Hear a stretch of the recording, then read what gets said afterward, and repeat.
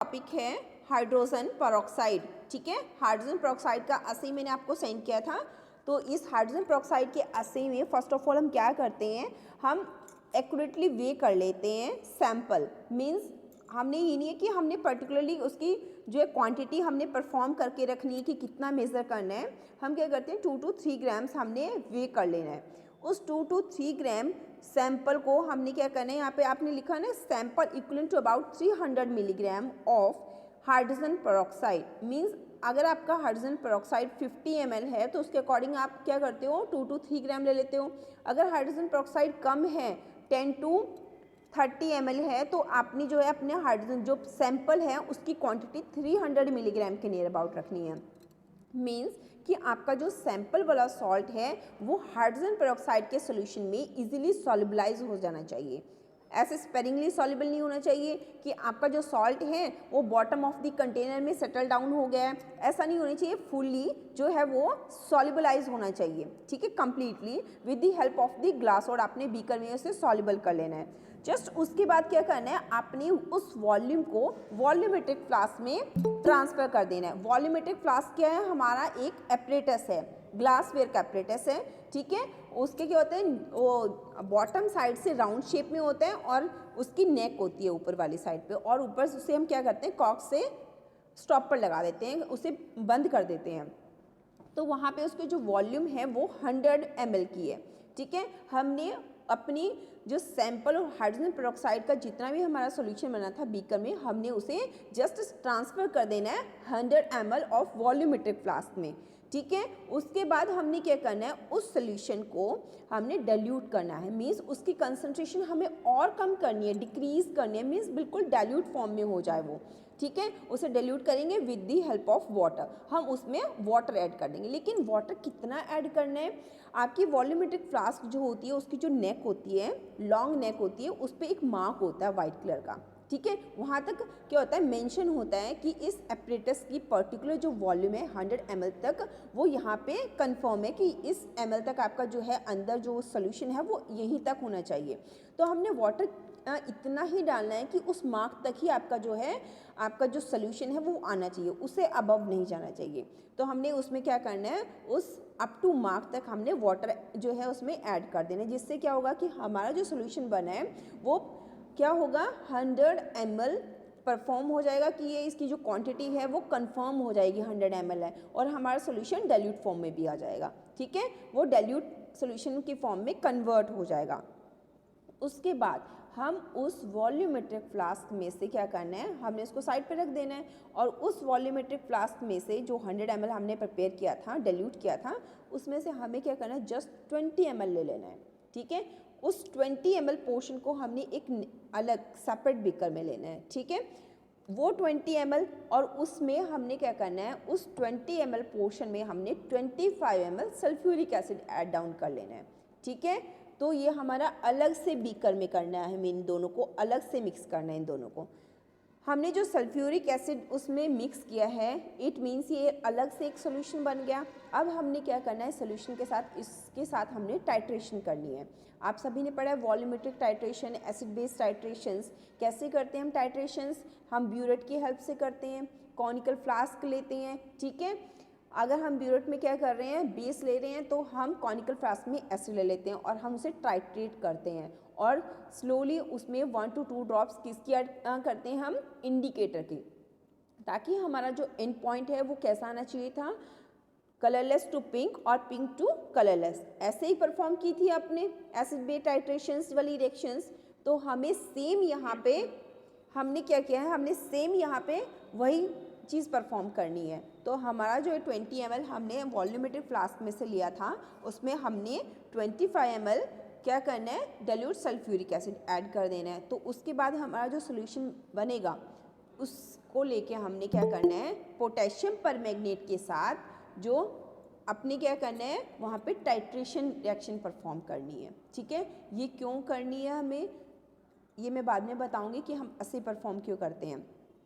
तो हमारा जो पोटेशियम परमैंगनेट है वो बेस है, और जो सोल्यूशन हमने बनाया है, ठीक है, 20 ml सोल्यूशन का और 25 ml सल्फ्यूरिक एसिड का जो मिक्सचर है वो हमारा एक्ट करेगा एज अ एसिड। ठीक है, क्योंकि हम उसमें क्या ऐड कर रहे हैं, सल्फ्यूरिक एसिड, लेकिन डाइल्यूट फॉर्म में। कंसंट्रेशन का बहुत अच्छे से ध्यान रखना है। यहाँ पे आप देख रहे हो कि आपकी थ्योरी में लिखा है 0.1 नॉर्मल KMnO4। 0.1 नॉर्मल क्या चीज़ है? हाँ जी बेटा। मैम कुछ लड़कों का ज्वाइन नहीं हुआ कॉल में, लिंक वो मैसेज कर रहे हैं मुझे। आज के लेक्चर में? Yes ma'am. बेटा आज ना मौसम ऐसा है, वेदर की वजह से ना नेटवर्क इशू बहुत हो रहा है। हमारा मॉर्निंग में भी ऐसे ही हो रहा था। थोड़ी देर में उन्हें बोलो ट्राई करते रहें, कनेक्ट हो जाएगा। ठीक है, अभी मेरी क्लास में देखो 12 बच्चे प्रेजेंट हैं बेटा, उन्हें बोलो कॉन्टीन्यूसली आप ट्राई करते रहो, क्योंकि ग्रुप में जो भेजा लिंक तो वही है। ठीक है, यस मैम, ठीक है मैम। ओके बेटा, तो यहाँ पे हम बात कर रहे थे पोटेशियम परमैंगनेट की। जो पोटेशियम परमैंगनेट है वो हमारा एक्ट करेगा एज अ बेस। ठीक है, इसकी कंसंट्रेशन कितनी लिखी हुई है अपनी थ्योरी में? 0.1 नॉर्मल। 0.1 नॉर्मल का क्या मीनिंग है कि हमने यहाँ पे जो पोटेशियम परमैंगनेट लिया है 0.1 नॉर्मल, इट मीन्स ये नॉर्मेलिटी के अकॉर्डिंग इसकी कंसंट्रेशन है। और 0.1 नॉर्मल हमें कैसे बनाना है, ये सब कुछ हमारे आईपी में है।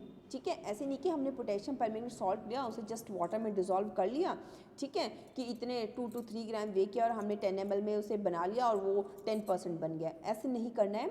इसका जो फुली प्रोसीजर होता है कि 0.1 नॉर्मल, 0.2 नॉर्मल, ये सारा किस में होता है? हमारे आईपी में होता है, इंडियन फार्माकोपिया में होता है। ठीक है, उसके अकॉर्डिंग पहले हमें पोटेशियम परमैंगनेट का सोल्यूशन बनाना होता है अपनी एसिड बेस टाइट्रेशन करने से पहले, कि उसे 0.1% नॉर्मेलिटी के अकॉर्डिंग उसकी नॉर्मेलिटी कैलकुलेट करनी है। उसका मॉलिक्यूलर फॉर्मूला कितना है, पोटेशियम परमैंगनेट का मोलर मास कितना है, प्लस 2 में सभी ने पढ़ा होगा नॉर्मेलिटी का फॉर्मूला क्या होता है। तो वैसे ही हमने क्या करना है, पहले पोटेशियम परमैंगनेट की नॉर्मेलिटी कैलकुलेट करनी है। उस कैलकुलेशन के अकॉर्डिंग और अपने आईपी के प्रोसीजर के अकॉर्डिंग हमें पोटेशियम परमैंगनेट को 0.1 नॉर्मल उसकी कंसंट्रेशन परफॉर्म करनी है। मीन्स ये सॉल्यूशन पहले हमें बनाना है। ठीक है, ऐसे ही नहीं कि ऐसे लिखा हुआ है तो हमने ऐसे यूज़ कर लेना है, नहीं। इतनी कंसंट्रेशन में हमें अपना बेस पहले प्रिपेयर करना पड़ेगा। फिर हमें क्या करना है, उस पोटेशियम परमैंगनेट को लेके फिर एसिड बेस टाइट्रेशन परफॉर्म करनी है। ठीक है, और यहाँ पे आपने लिखा हुआ है कि each ml of 0.1 normal potassium permanganate is equivalent to 1.701 milligram of hydrogen peroxide. Means इतनी कंसंट्रेशन जो है वो इक्वलेंट हो पाती है किसकी? हाइड्रोजन पेरोक्साइड की इक्वलेंट। पोटेशियम पर आपका पोटेशियम पर जो परमैंगनेट है 0.1 नॉर्मल, वो किसके इक्वलेंट है? 1.701 milligram of hydrogen peroxide. Means अगर हम 0.1 नॉर्मल पोटेशियम परमैंगनेट ले रहे हैं तो हाइड्रोजन पेरोक्साइड कितना लेना पड़ेगा?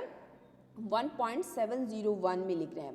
इतना लेके हम इसका एक सोल्यूशन बनाएंगे, तब जाके हमारा वो किसके अकॉर्डिंग होगा? हमारी एसिड बेस टाइट्रेशन के अकॉर्डिंग हमारा वो सोल्यूशन प्रिपेयर होगा। तो ये जो एसिड बेस टाइट्रेशन है, फिर हम यहाँ पे इंडिकेटर यूज़ कर लेंगे। एसिड बेस टाइट्रेशन में स्टार्च इंडिकेटर ले सकते हैं, फिनोल्फथालीन इंडिकेटर ले सकते हैं। ठीक है, और भी इंडिकेटर्स होते हैं, जैसे ऑरेंज रेड डाई होता है और मिथाइलिन ब्लू होता है, क्रिस्टल वॉयलेट होते हैं। बहुत सारे इंडिकेटर्स होते हैं जो कि हम एंड पॉइंट जो है मेज़र करने के लिए यूज़ करते हैं। लेकिन ये जो है असे है, हम ये सब क्यों करते हैं? इतना लंबा प्रोसीजर हम क्यों करते हैं? ये बच्चे हम इसलिए करते हैं ताकि हमारा जो हाइड्रोजन पेरोक्साइड है सॉल्ट, ठीक है, इसका जो कंपोनेंट है, इसका जो सॉल्ट है, वो प्योरीफाई फॉर्म में कैसा है, वो प्योर फॉर्म में है या नहीं है, कोई इम्प्योरिटी तो नहीं है हमारे सॉल्ट में, उसकी क्वालिटी कैसी है, उसका स्टैंडर्ड कैसा है। इन सबको मेज़र करने के लिए हम हाइड्रोजन पेरोक्साइड असे परफॉर्म करते हैं, ताकि हमें जो हमारे सॉल्ट मिले, हाइड्रोजन पेरोक्साइड मिले हमें लैब से, वो बहुत ही स्टैंडर्ड क्वालिटी का और क्या होना चाहिए? फ्री फ्रॉम इम्प्योरिटीज़ होना चाहिए। ठीक है, स्टैंडर्ड क्वालिटी का होना चाहिए। तो असे से ही हमें पता लग जाता है। अगर हमारा इंडिकेटर जो है, इंडिकेटर डालने के बाद हमारा एंड पॉइंट नहीं क्लियर हो पाता है, इट मीन्स हमारा हाइड्रोजन पेरोक्साइड स्टैंडर्ड क्वालिटी का नहीं है।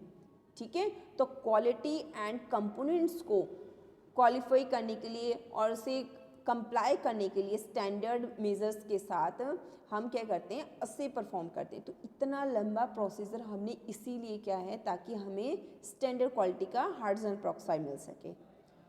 ओके, क्लियर है B pharm first year? Yes ma'am. मैं फास्ट तो नहीं बोल रही हूँ बच्चे? किसी को लग रहा है मैं बहुत फास्ट बोल रही हूँ, कुछ समझ नहीं आ रहा हो? No ma'am. ओके बेटा, तो हाइड्रोजन पेरोक्साइड का जो असे है हमारा यहीं पे क्लियर हो जाता है। तो नेक्स्ट हम स्टार्ट करते हैं क्लोरीनेटेड लाइम। इसके नोट्स बना रखे हैं सभी ने क्लोरीनेटेड लाइम के फर्स्ट ईयर? No ma'am. बच्चे मैंने सेंड तो किए थे आपको फर्स्ट ईयर, मैंने आपको व्हाट्सएप ग्रुप पे क्लोरीनेटेड लाइम के भी आपको नोट्स सेंड किए थे, चेक कर लेना, ठीक है। मैं कैमरा स्विच करके आपको ऐसे समझा देती हूँ। ये है आपका क्लोरीनेटेड लाइम, आपका नेक्स्ट सॉल्ट आपके सिलेबस के अकॉर्डिंग। इसका जो केमिकल फॉर्मूला है दैट इज दी CaClO2, ठीक है। इसे हम क्या कहते हैं, कैल्शियम हाइपोक्लोराइड भी कह सकते हैं, ठीक है। अगर हम कंबाइनली इसका नाम लेते हैं तो कैल्शियम हाइपोक्लोराइड कहते हैं CaClO2 को। मॉलिक्यूलर वेट की बात करते हैं तो 136.98। सिनोनिम और क्या क्या हो सकते हैं इसके, और किस किस नाम से बुलाया जाता है? हम क्लोरीनेटेड लाइम को ब्लीचिंग पाउडर यूज़ करते हैं। ब्लीचिंग पाउडर जैसे कि हमारे जो वाटर टैंक्स होते हैं, ठीक है, वो काफ़ी क्या होते हैं, गंदे हो जाते हैं कुछ टाइम के बाद, 1 साल बाद या 6 महीने बाद। तो हम उन वाटर टैंक्स को क्लीन करने के लिए उसमें ब्लीचिंग पाउडर ऐड कर देते हैं, जिससे कि क्या होते हैं, वो क्या एक्ट करते हैं, किसकी तरह एक्ट करते हैं, एंटी माइक्रोबल्स की। अंदर जो काई वगैरह आ जाती है, ठीक है, अंदर से जो माइक्रोब्स होते हैं, गंदगी जो होती है, उन सबको जो है रिमूव कर देता है ब्लीचिंग पाउडर, ठीक है। यानी कि हमारा जो वाटर है वो प्योरीफाई हो जाता है, टैंक का पानी। क्लोराइड ऑफ लाइम, तो इसका दूसरा नाम क्या है, क्लोराइड ऑफ लाइम। अगर हम इसकी प्रेपरेशन की बात करते हैं कि इसको प्रिपेयर कैसे करते हैं, तो यहाँ पे हम डबल अमाउंट ले रहे हैं कैल्शियम हाइड्रोक्साइड की, प्लस इसमें हम पास आउट कराते हैं क्लोरीन गैस को, ठीक है, डबल अमाउंट ऑफ। अगर हम इसकी डबल अमाउंट ले रहे हैं तो यहाँ पे क्लोरीन गैस की भी हम डबल अमाउंट ले रहे हैं, तो हमें फाइनली यहाँ पे क्या मिल जाता है, कैल्शियम हाइपोक्लोराइड, प्लस साथ में और क्या मिलता है, calcium chloride plus 2 molecules of water, ठीक है, डबल क्वांटिटी में वाटर मिल जाता है। तो मेन हमारा प्रोडक्ट जो होगा वो क्या होगा, कैल्शियम हाइपोक्लोराइड, जिसे हम क्या कहते हैं, कॉमन नेम के according chlorinated lime. Okay first year, clear है बेटा? Yes ma'am, yes ma'am. Okay बेटा, तो नेक्स्ट अगर हम प्रॉपर्टीज़ की बात करते हैं तो प्रॉपर्टीज़ क्या है, इट इज़ डल वाइट, ठीक है। वाइट कलर का पाउडर होता है, आपने सभी ने देखा होगा ब्लीचिंग पाउडर, घरों में सभी में यूज़ होता है ना ब्लीचिंग पाउडर, ठीक है। It is dull white powder with characteristic odour. इसका कैरेक्टरिस्टिक अडर होता है, थोड़ा ना कुछ अलग सी स्मेल आती है इसमें से। It is slightly soluble in water, ये पानी में पूरी तरह सॉल्युबलाइज नहीं है, ठीक है, स्पेरिंगली है, मीन्स थोड़ा थोड़ा सॉल्युबल है। क्या करते हैं, जब हम अपने वाटर टैंक में ब्लीचिंग पाउडर डाल देते हैं तो क्या होता है कि फर्स्टली वो जो ब्लीचिंग पाउडर होता है वो उसके साथ मिक्स होके आता है, ठीक है। तो हम क्या करते हैं, हम अपना टैंक तब तक खुला छोड़ देते हैं तब तक कि वो सॉल्ट आता है पानी के साथ, कि सारा पानी क्लीन हो जाएगा, टैंक क्लीन हो जाएगा। लेकिन क्या करते हैं कि थोड़ा जो हमने पानी बाहर निकाला था, हम बकेट में देखते हैं या ग्लास में देखते हैं कि कुछ टाइम के बाद वो जो ब्लीचिंग पाउडर है वो सेटल डाउन हो जाता है हमारे ग्लास में या बकेट में, ठीक है। इसका मीनिंग क्या है कि हमारा जो ये क्लोरीनेटेड लाइम पाउडर था, ब्लीचिंग पाउडर था, ये वाटर में कम्प्लीटली सॉल्युबलाइज नहीं था, ठीक है, कम्प्लीटली उसके साथ नहीं घुल पाया, तो उसे हम क्या कहते हैं कि स्लाइटली सॉल्युबल था। एंड इन अल्कोहल, अल्कोहल में भी ये क्या है, बहुत ही कम घुलता है। यानी कि यहाँ पे हम इससे पता लगाते हैं कि ऑर्गेनिक सॉल्वेंट्स में भी ये बहुत ही कम सॉल्युबलाइज होता है, ठीक है।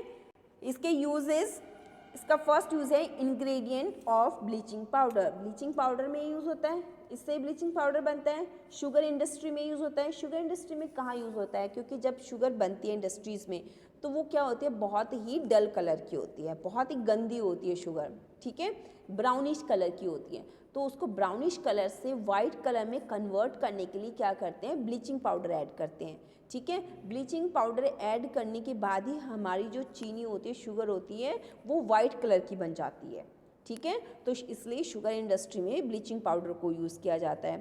थर्ड यूज़ क्या होता है, sanitiser in outdoor swimming pool, जो सब क्या होते हैं जो स्विमिंग पूल हो जाते हैं काफ़ी दिनों तक यूज़ करने के बाद या ऐसे ही वो पड़े रहते हैं तो वो बहुत गंदे हो जाते हैं।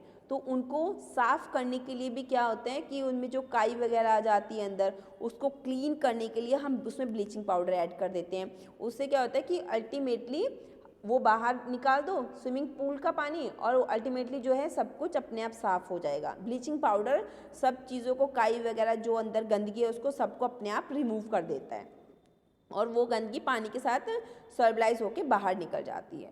तो नेक्स्ट इसका यूज़ है बैक्टीरिसाइडल, ठीक है, बैक्टीरिया को किल कर देता है ये। तो इसीलिए हम इसे क्या करते हैं, अपने as a bleaching powder use करते हैं अपने टैंक वगैरह क्लीन करने के लिए, बाथरूम क्लीन करने के लिए, क्योंकि इसकी प्रॉपर्टीज़ ही यही है कि ये बैक्टीरिया को किल कर देता है। ओके, फर्स्ट ईयर ठीक है बेटा, क्लियर है? Yes ma'am. Yes, ma'am. समझ आ रहा है सभी को? Yes ma'am. Yes, ma'am. Okay बेटा, तो नेक्स्ट है आपका क्लोरीनेटेड लाइम का असे, ठीक है, कि इसका असे कैसे करना है। इसका असे बहुत ही थोड़ा सा लेंथी है, पर अगर आपको समझ आ जाएगा तो इजी लगेगा, ठीक है। असे करते हैं हम क्लोरीनेटेड लाइम का, ठीक है। इसमें हमने क्या किया है, सैंपल लिया है ब्लीचिंग पाउडर, ठीक है, यानी कि ब्लीचिंग पाउडर क्या है हमारा, क्लोरीनेटेड लाइम है, हमने वो सैंपल लिया। उसमें से क्या होती है, क्लोरीन गैस लिबरेट होती है।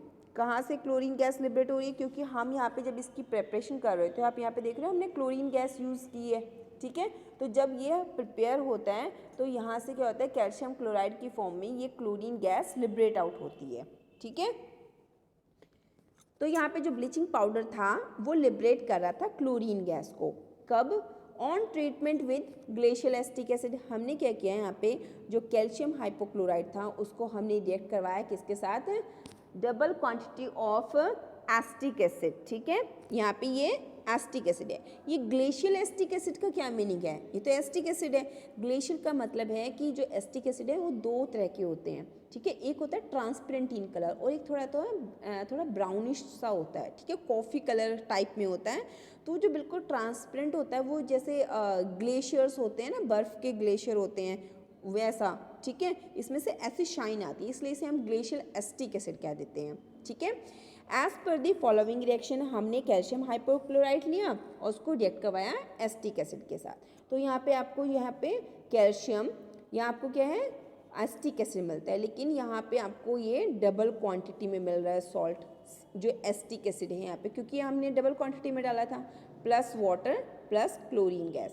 तो यहाँ पे जो बात हो रही है वो इस क्लोरीन गैस की हो रही है। क्लोरीन, जहाँ पे भी कोई क्लोरीन गैस होता है तो उसके सामने ऐसे एरो लगा होता है। इट मीन्स कि वो किस फॉर्म में है, गैशियस फॉर्म में है और वो इवेपोरेट हो रही है, ठीक है, वो निकल रही है। तो यहाँ पे जो बात कर रहे हैं कि जो ब्लीचिंग पाउडर है वो लिबरेट कर रहा है क्लोरीन गैस को, तो वो इसी गैस की बात कर रहे हैं। अब ये जो क्लोरीन गैस है, the amount of chlorine gas liberate, ये लिबरेट हो रही है, is use to oxidise potassium iodide. इस क्लोरीन गैस को हम यूज़ कर रहे हैं किसी ऑक्सीडाइज करने के लिए, पोटेशियम आयोडाइड को, in the presence of acid. अब देखो यहाँ पे क्लोरीन गैस है, ये क्या, इसको हमने ऐड किया पोटेशियम आयोडाइड के साथ, ठीक है। तो यहाँ पे क्या हो रहा है, पोटेशियम क्लोराइड बना और साथ में आयोडाइड गैस आपकी लिबरेट हो रही है। यानी कि जब हमने इस क्लोरीन गैस को यूज़ किया था ऑक्सीडाइज करने के लिए, किसे, पोटेशियम आयोडाइड को हमने इसे ऑक्सीडाइज करना था, तो यहाँ पे हमें पोटेशियम क्लोराइड साल्ट मिलता है और आयोडाइड जो है वो लिबरेट हो रही है यहाँ पे, आयोडीन, ठीक है। इट मीन्स ये भी लिबरेट हो रही है।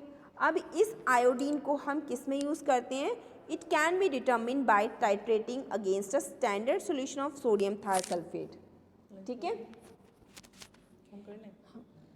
ठीक है, सोडियम थायोसल्फेट, ये हमारा स्टैंडर्ड सोल्यूशन, आप यहाँ पे रिएक्शन में देख सकते हो, ये सोडियम थायोसल्फेट है। इस आयोडीन को हमने यहाँ पे यूज़ कर लिया, ठीक है। यहाँ पे जब हमने इसे रिएक्ट करवाया तो हमें यहाँ पे क्या मिला, सोडियम टेट्राथायोनेट। आप नाम लिख सकते हो अपने नोट्स में, sodium tetrathionate plus 2 moles of sodium iodide. तो सबसे पहले क्लोरीन इवेपोरेट हुई, फिर उसके बाद आयोडीन, फिर आयोडीन के बाद हमारा यहाँ पे सोडियम टेट्राथायोनेट मिला विद सोडियम आयोडाइड। तो इस रिएक्शन में हम क्या देख रहे हैं कि हमारा जो स्टैंडर्ड सॉल्यूशन था ये सोडियम थायोसल्फेट, हमने इसे फ्रेशली प्रिपेयर किया और इन दोनों को आपस में रिएक्ट करवाने के लिए हमने यहाँ पे स्टार्च को यूज़ किया है। क्या? स्टार्च। तो आप सभी को मैंने अभी बताया था कि स्टार्च क्या है? इंडिकेटर है। स्टार्च कैसे एक्ट कर रहा है यहाँ पे? As a indicator. तो हमारी केमिकल रिएक्शन हो गई, परफॉर्म हो गई, हमें प्रोडक्ट भी मिल गया। इस ओवरऑल रिएक्शन के लिए, ठीक है, ये वाला स्टेप, ये वाला स्टेप और ये वाला स्टेप, इन तीनों स्टेप के लिए क्या हो रहा है कि इन रिएक्शंस में क्लोरीन लिबरेट हुई ब्लीचिंग पाउडर से, फिर उसके बाद सोडियम थायोसल्फेट को लिया हमने, फिर वहाँ से क्या मिला हमें? पोटेशियम आयोडाइड के साथ ट्रीट करवाया, वहाँ से हमें आयोडीन लिबरेट हुई, फिर आयोडीन को हमने सोडियम थायोसल्फेट को हमने स्टैंडर्डाइज करवाया।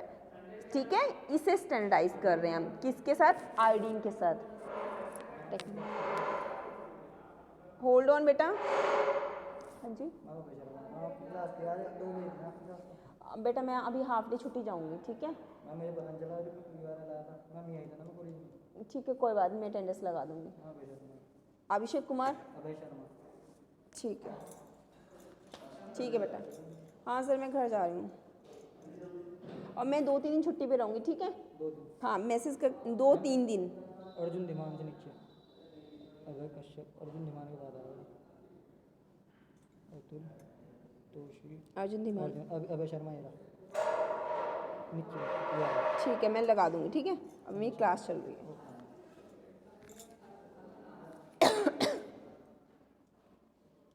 ओके बेटा, कोई आ गया था बेटा? तो हम क्या कर रहे थे, सबसे पहले क्लोरीन लिबरेट हुई, उसके बाद आयोडीन, ठीक है, उसके बाद हमने इस आयोडीन को यूज़ किया इसे स्टैंडर्डाइज करने के लिए सोडियम थायोसल्फेट को, और उसके बाद हमने किसकी प्रेजेंस में किया? आयोडीन के साथ, और in the presence of starch indicator. तो हम यहाँ क्या कर रहे हैं कि हमने इसे स्टैंडर्डाइज किया है, ठीक है? कैसे स्टैंडर्डाइज किया? हमने फिर से एसिड बेस टाइट्रेशन की। हम यहाँ पे इंडिकेटर यूज़ कर रहे हैं स्टार्च, ठीक है, लेकिन हम यहाँ पे कौन सा सोल्यूशन यूज़ कर रहे हैं? हमने यहाँ पे प्राइमरी स्टैंडर्ड सोल्यूशन भी यूज़ कर सकते हैं पोटेशियम डाइक्रोमेट का। तो हमें फाइनली यहाँ पे सोडियम टेट्राथायोनेट मिल जाता है in the purified form with the sodium iodide. तो यहाँ तक बेटा सभी को समझ आ गया? किसको प्रॉब्लम है कुछ? No, ma'am. तीनों स्टेप क्लियर है बेटा? हाँ बेटा बताओ। सबसे पहले हाँ हाँ, यहाँ पे हमने यहाँ पे जो है ये सोडियम थायोसल्फेट स्टैंडर्ड सॉल्ट लिया है, ठीक है? इसे हमने स्टैंडर्डाइज करना है, मीन्स अपने ब्यूरेट में लेना है। फिर इसे हम किसके साथ रिएक्ट करवा रहे हैं? यहाँ पे आयोडीन के साथ। अब हमने इन दोनों का आपस में रिएक्ट करवाना है, एसिड बेस टाइट्रेशन करनी है, और किसकी प्रेजेंस में करनी है? Starch indicator. यहाँ पे इंडिकेटर भी यूज़ कर लिया हमने, लेकिन अब हमारे जब हमारी रिएक्शन ख़त्म हो जाती है, टाइट्रेशन ख़त्म हो जाती है, तो हमें जो प्रोडक्ट मिलता है हमारे कॉनिकल फ्लास्क में, वो कौन सा मिलता है? सोडियम टेट्राथायोनेट प्लस इसके साथ सोडियम आयोडाइड मिलता है। अब हमें हमारा फाइनली जो प्रोडक्ट है, मेन जो प्रोडक्ट है, दैट इज़ सोडियम टेट्राथायोनेट। इस प्रोडक्ट के मिलते ही हमें क्या इंडिकेट हो जाता है कि हमारा जो प्रोडक्ट था, मीन्स सोडियम थायोसल्फेट था, हमने इसे स्टैंडर्डाइज कर दिया है। इट मीन्स ये जो प्रोडक्ट मिला है हमें, ये प्योर फॉर्म में है, इसके जो कंपोनेंट्स हैं वो बहुत ही प्रेशियस क्वालिटी के हैं, ठीक है? इसे हम फर्दर जो है अपनी किसी भी मेडिसिन में, किसी मेडिकामेंट को प्रिपेयर करने के लिए इसे फर्दर हम यूज़ कर सकते हैं। बस ये जो थ्योरी लिखी है यही अगेंस्ट जो है कि पहले क्लोरीन लिबरेट हुई, फिर आयोडीन लिबरेट हुई, फिर हमने इसे स्टैंडर्डाइज किया, फिर हमें फाइनली प्रोडक्ट मिला, ये हमने इंडिकेटर यूज़ किया है। हम यहाँ पे ये कह रहे हैं कि जो सोडियम थायोसल्फेट है इसे हम स्टैंडर्डाइज कर सकते हैं by titrating against a primary standard solution of potassium dichromate. वो कह रहे हैं कि अगर और आपको रिएक्शन परफॉर्म करनी है तो हम इसे, ठीक है, यूज़ कर सकते हैं। और किसके साथ यूज़ कर सकते हैं? पोटेशियम डाइक्रोमेट के साथ भी हम इसे टाइट्रेट कर सकते हैं। एक और जो है एसिड बेस रिएक्शन जो है टाइट्रेशन परफॉर्म कर सकते हैं, ठीक है? ओवरऑल यही है बेटा। और किसी को कोई प्रॉब्लम है? First year? No, ma'am. तो इसके बाद हमारा कौन सा सॉल्ट है बताओ मुझे? सिलेबस में से देख के बताओ।